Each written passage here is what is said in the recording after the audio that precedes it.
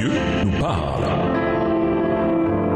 Chaque jour, Charles et Carole vous présentent la leçon de l'école du sabbat.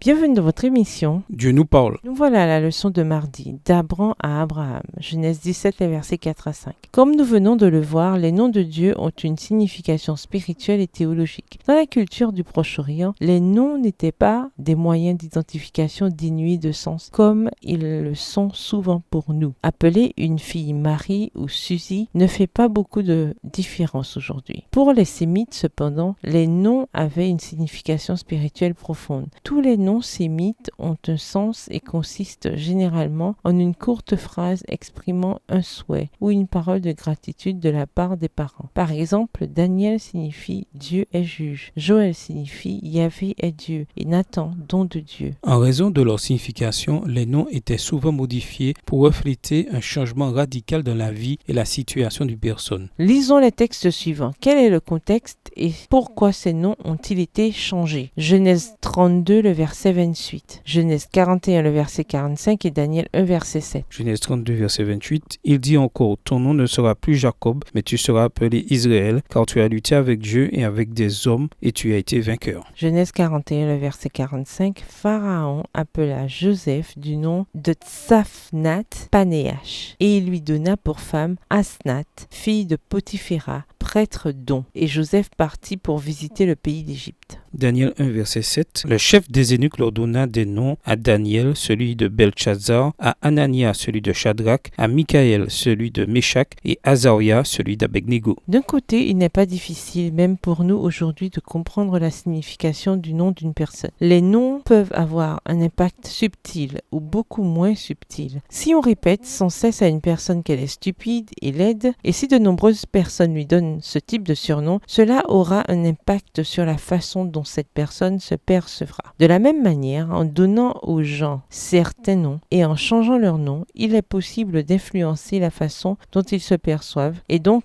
la manière dont ils se comportent. En gardant cela à l'esprit, il n'est pas difficile de comprendre pourquoi Dieu a voulu changer le nom d'Abraham en Abraham. Abraham signifie le Père est exalté. Dieu l'a changé en Abraham, qui signifie Père d'une multitude. Lorsqu'on réfléchit à la promesse de l'alliance dans laquelle Dieu dit « Je te rendrai extrêmement fécond, je ferai de toi des nations et des rois sortiront de toi », Genèse 17, le verset 6, le changement de nom semble logique. Peut-être est-ce la façon dont Dieu a voulu aider Abraham à avoir confiance dans la promesse de l'alliance faite à un homme de 99 ans marié à une vieille femme stérile. En bref, Dieu a changé le nom d'Abraham pour l'encourager à avoir une foi toujours plus grande dans les promesses qu'il lui faisait. Au revoir. Et à demain si Dieu veut.